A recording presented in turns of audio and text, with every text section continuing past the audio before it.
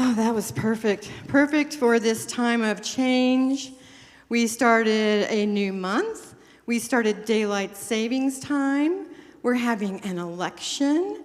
So much change. And how do we deal with that? And so that's why we've been having this series. And I heard about another person seeing this from another church, another place that's doing this. Didn't quite get what the meaning of the heart was. So it's the red and the blue make purple. Red and blue make purple, and so we don't want to live in our silos of red and blue. I forgot about purple this morning because I'm ready for Christmas today because I'm in charge of that wrap party. But yeah, this is great. I also wanted to tell you guys, if you haven't picked up a journal, some people have been giving me really good feedback on working with this little journal. There's a few more left on the next desk. And I, due to technology, did not have these at the start of the 30 days, but you can always start 30 days of kindness anytime, including the beginning of a month. This is just 30 different ideas for how to do something kind for somebody. And I love the very last one. Pray for government leaders and send a note thanking them for their public service. So today's topic in this series is the topic of humility, and it's not something that I hear talked a lot about in Unity churches. So it was fun trying to find somebody to do this topic. Everybody wants to talk about love, and everybody wants to talk about kindness. But find someone to talk about humility, I found the perfect person.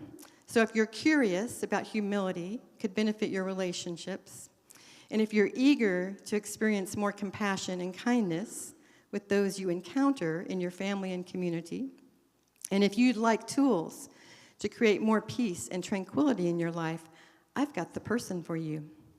Our speaker today has been involved with Unity of Dallas since 1992. She was a prayer chaplain in our very first chaplain class, and I think we were roommates at that retreat, yes. And that's when I really got to start getting to know Nancy Little. I'd known her for a few years, but really started to get to know her better as a chaplain. She's a licensed Unity teacher since 2012. And she provides messages of inspiration and prayer for thousands of people on their spiritual path over these years. When she's not reading or researching for her next talking gig, you can find her outside enjoying this beautiful weather, or you can find her inside cooking healthy stuff up for her favorite people. So get ready to experience some uplift, and join me in welcoming a spiritual leader, an author, a Nana to Axel and Violet, who are 5 and 3 now, and my dear friend, Dr. Nancy Little.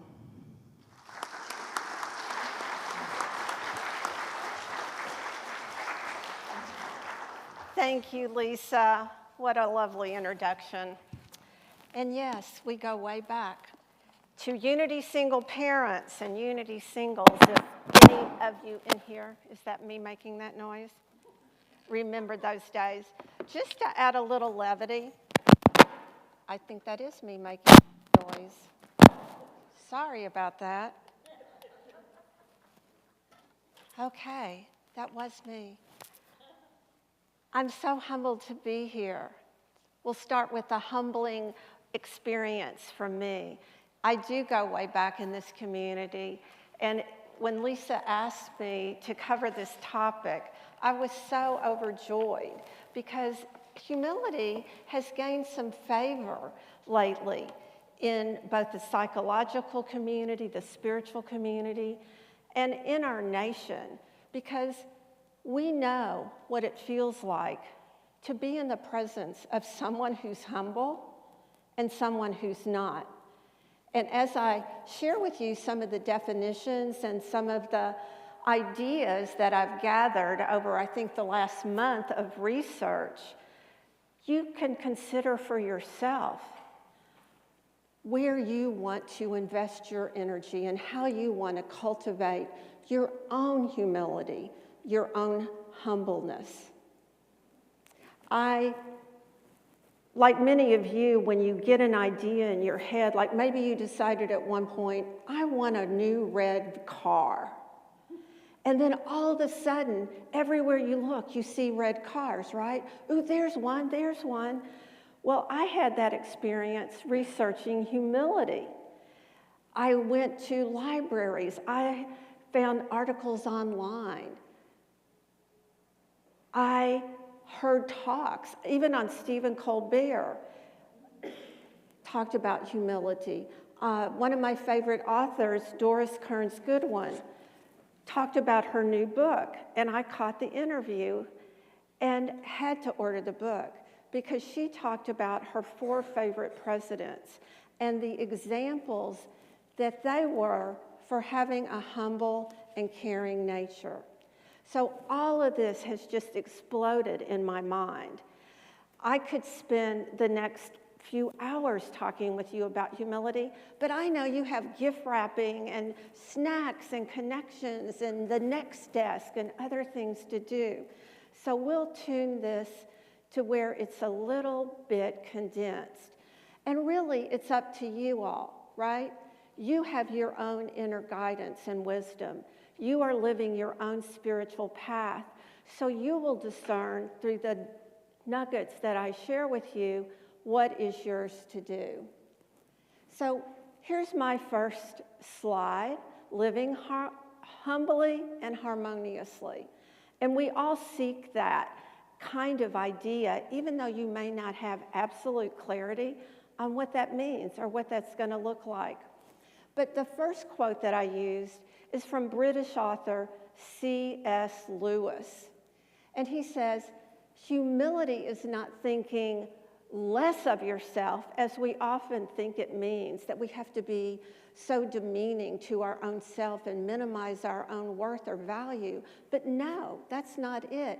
It just means thinking of yourself less so that you are clear that other people are valuable and worthy and have their own opinions, their own ways of thinking and believing, even if it's something that absolutely doesn't resonate with you.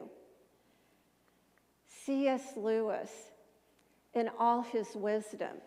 But let's go to our good old resource. If all else fails, consult Mr. Webster, right? We'll start with that. And I put on my distance glasses so I make sure I don't miss anything. And just invite you to lean into these concepts. So freedom from pride and arrogance. Maybe you had a grandmother like mine who said to me, don't be so full of yourself. Don't act like that. Be a nice girl. And really, she was asking me not to think that I was so smart or that I was so good at hopscotch or whatever I was tackling that day, but to have a more nuanced way of showing up in the world so that I could be seen. But let's look too to the Revealing Word, one of our resource books for unity, metaphysical meaning. The metaphysical meaning of pride, spiritual, it's a form of personal vanity over spiritual achievement, a proud personal spirit. And I like this. I remember hearing this idea, don't be so holier than thou. People with a holier than thou attitude, what do you want to do? You want to back up, right? Create some distance, like, ooh, I'm not resonating with that energy. Let me get out of here. So that is where we lean in to humility. From the Bible, Matthew 5:3, blessed are the poor in personal spirit, for theirs is the kingdom in heaven. Wow. We can be humble. We can be centered in our Christ consciousness and really live as our master teacher, Jesus the Christ. Jesus used his actions and his words to demonstrate humility, to show us the way forward. So more on the revealing world. The revealing word offers that the personal man, as we know, by himself is ineffectual. The small self, the lowercase self, not the spiritual self. I can of myself do nothing, from John 5:30. The Father abideth in me and doeth his works, John 14:10. We have all sorts of examples and ideas of this concept of humility. So as we go from this day to the next day to the next day, it's important to keep in mind how you want to show up in the world, what kind of loving presence that you want to be. Because there are going to be winners and losers, as there always are in the election. There are going to be people that are overjoyed, dancing in the streets, turning cartwheels, if they still can. And there are going to be people that are depressed and angry and sad and disappointed and having all the feelings of loss and grief that go along with it. So how do you want to show up, no matter which side of the equation you land on?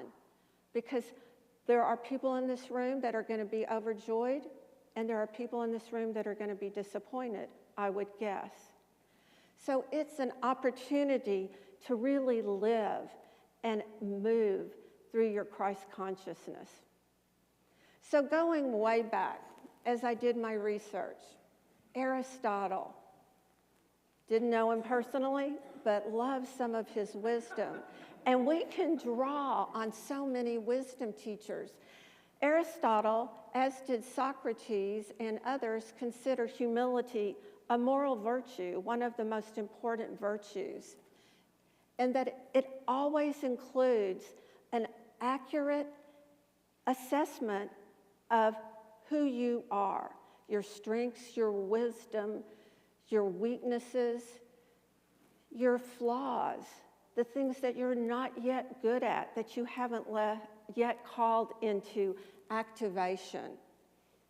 Because we know that no matter where you are on your life's path, there are things that you have yet to realize, that you have yet to activate, to call forth to the full expression. And I would say, between now and the end of the year, we have a lot of opportunities to practice humility, a lot of opportunities to be kind and compassionate. One of our other favorite authors and wisdom teachers, Ralph Waldo Emerson, said this: in my walks, every man I meet is superior in some way. And in that, I learn from him or her, as the case may be. We know that even the people that are most polarized from us or have opposite ways of seeing the world, that there's some common connection. There's that shared humanity that gives us an opportunity to break down some of those walls and barriers that we experience from time to time. And yes, I know it's tempting to build those walls higher and to shield yourself at times from people that come at you with force, so to speak. And I had an aunt that she told me once that moving to Texas had changed me and the way I saw the world. Now, I discovered unity, thankfully, when I moved to Texas, and that also was a little hard for her to understand. But the real truth is that we had a common bond. We have a way of meeting that we both deeply cared about people. We cared about family. We cared about the well-being of the least of us, the people that had the fewest resources and the least education and the least opportunities. Those were some ways that we could come and we could learn from each other. She modeled a lot to me, even though I didn't always like some of the words she said to me. And I'm sure you have people like that in your life as well. Brene Brown, another Texan, down in Houston. Many of you have read her books. Maybe you've done a book study on her awesome material that she's cultivated and developed around the topic of shame. But she said this: humility is openness to new learning. New learning combined, again, with a balanced and accurate assessment of who you are, of your contributions, your strengths, your opportunities, and those areas for growth. Don't you love it? We all have areas for growth. That gives us a sense of purpose and meaning in our life and a way of moving forward. So another perspective comes from the world of business. Jim Collins wrote a book, From Good to Great. It was a huge bestseller. He's a consultant and a business leader who trained people in corporations and in the business world to be more effective, to be more relatable, to be more of a kind and understanding business leader. And he considered that the best leaders were those that were maybe a little shy, that they were self-effacing, they were quiet, reserved. I found great comfort in this because for years people saw me as incredibly shy and soft-spoken. And I had a lot to say, but I didn't always want to say it because I was kind of hearing other people, and that serves me well. Now I can get a little overly talkative at times, but that's okay too.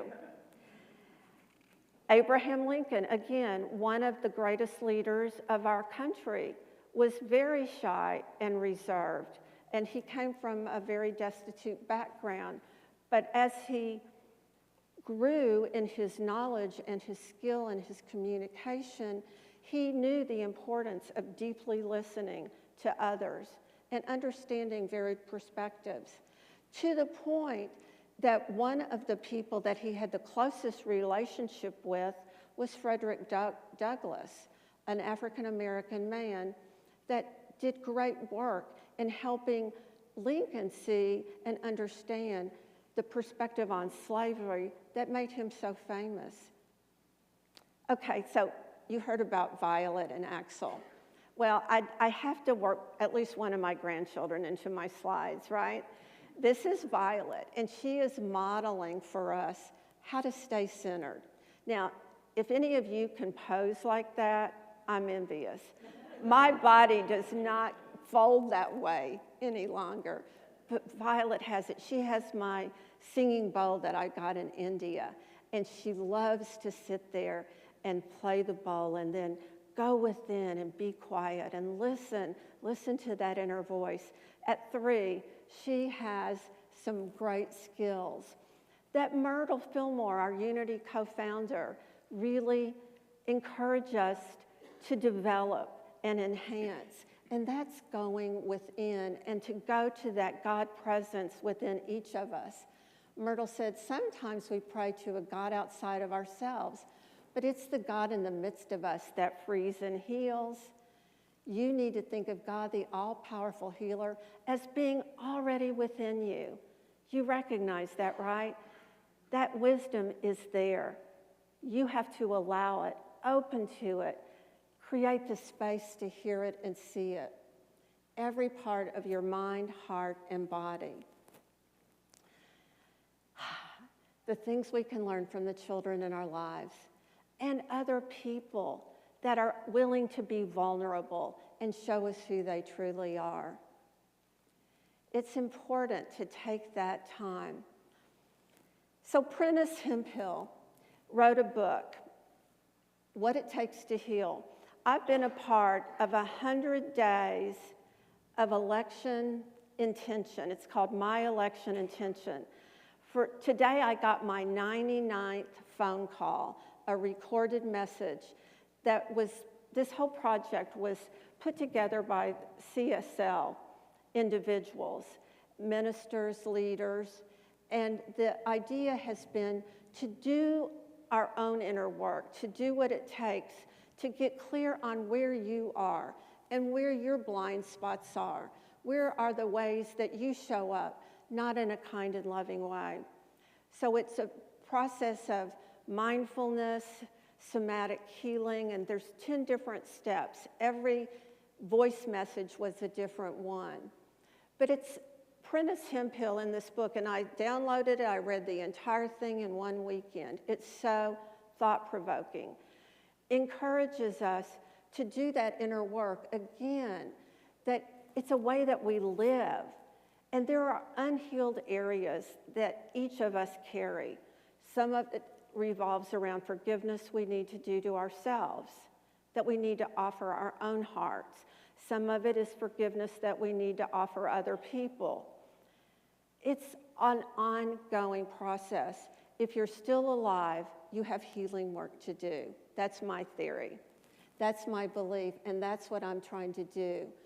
Through healing, this is the most powerful line of this message, we can change both the past and the future. Now, if you want to seek that book for your own healing journey, I highly recommend it. So here we are. This was one of the waterfalls that I visited when I was in Iceland in June. I could do a whole nother talk on the joys of exploring Iceland. But what happens when we're in a site, a scene that's so vast, that's so beautiful? Standing beside this waterfall, I felt this big. And that's one of the wonderful qualities of nature, that it puts us in a perspective of knowing and seeing really the beauty, the magnificence of this place that we call home, this planet, this nature, what it does for us, how it revitalizes us and restores us. There's wisdom. When we're humble, our spiritual nature becomes much more expansive. And isn't that something that you would like to add to your wish list? Some of you may be making your wish list for Santa. Add humility to it. It can't be bought at any store, though. You have to cultivate it your own self. So as we become more self-aware, that enhances our humility. We know that we're not perfect. And what is perfect anyway? We know that we're growing, that as we emulate and follow the guidance of that Christ Spirit, we become stronger, we become wiser, we cultivate more of those spiritual qualities. There's mindfulness activities that we can be doing every day. You know, when I first started at Unity, 92, no cell phone. I didn't know that well, the use of a computer. Everything's transformed. We can go online now and find YouTube videos on meditation, mindfulness activities. There are resources. Dr. Kristen Neff, who works at UT Austin, is a researcher on self-compassion. If you go to self-compassion.org, you can find self-compassion activities and an assessment.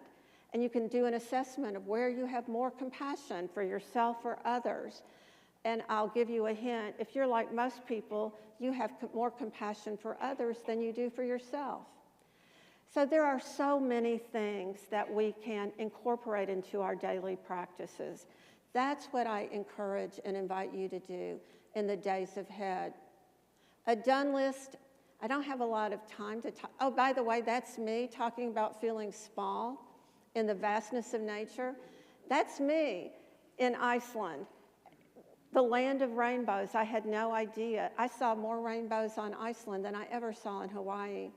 So the vastness of nature is incredible. But a done list, you can start with a blank slate. You can look this up, but just tune into the possibility. What you do is not making a to-do list where you start behind, you already have 12 things on your list and it feels daunting. What you do with the done list is you write the things that you've already done. Like you've already gotten up today, you've taken a shower, you've gotten ready, you've come to Unity of Dallas. It's a fascinating, fascinating process. And yes, nature speaks, yes. Nature speaks. Be humble. And the humility breaks that you can take again, put you in touch with your true nature. Myrtle implored us to create that time for quiet and inner searching.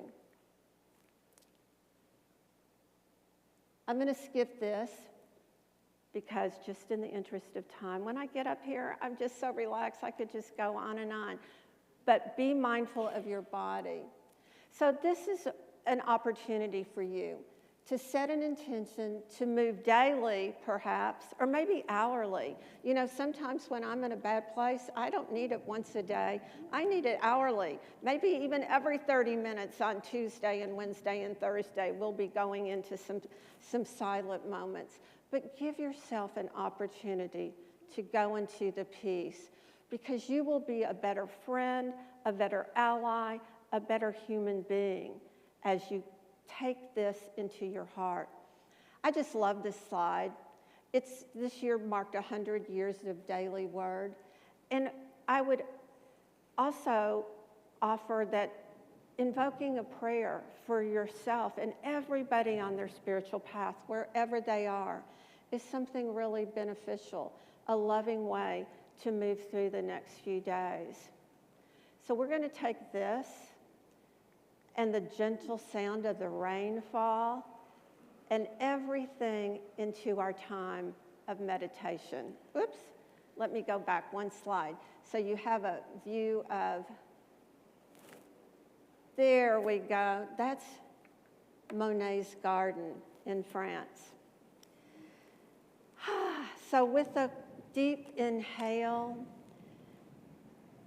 and a repositioning your body, perhaps, I invite you to gently close your eyes, allowing the sound of the rain to soften your heart, to open your mind, and to move you into this quiet space where we more fully connect with our inner divinity.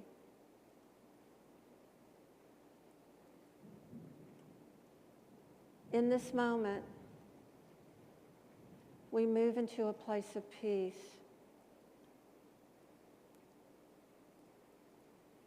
And we allow the guidance to inform us. Where can I offer more kindness? How can I show up from my vulnerability? How may I make a difference in the lives of the people that mean the most to me?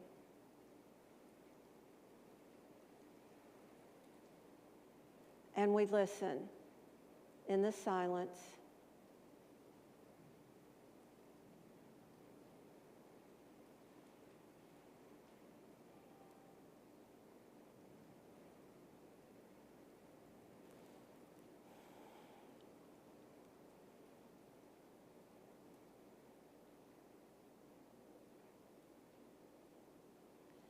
With another deep inhale and release,